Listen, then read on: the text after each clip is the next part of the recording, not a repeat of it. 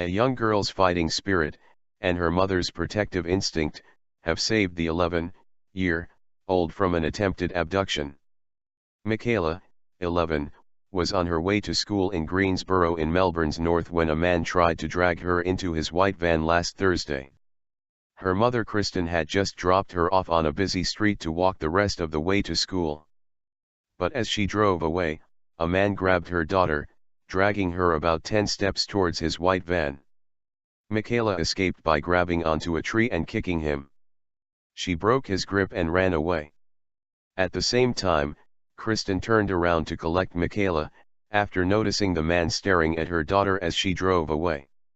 Kristen, who did not want their family name published, saw Mikayla running back to her car and assumed the man had merely scared her daughter. She said her heart dropped when she learned what happened. "I couldn't believe that someone had tried to take my baby," Kristen said on Tuesday. She said it was mother's instinct that made her return. "A man hanging by a tree watching a young girl, it wasn't right, and that's what made me turn around." She said Mikayla is now nervous about being on her own and that she would drive her children to school from now on. The incident is the third child kidnapping attempt reported in Melbourne this month.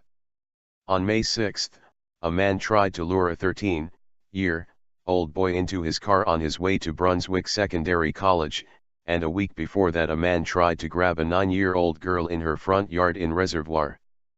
Police believe the cases aren't linked.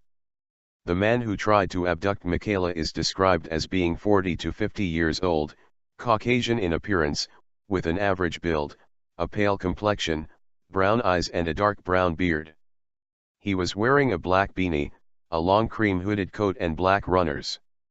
His white van had graffiti and werewolves and devils painted on the passenger side and rear.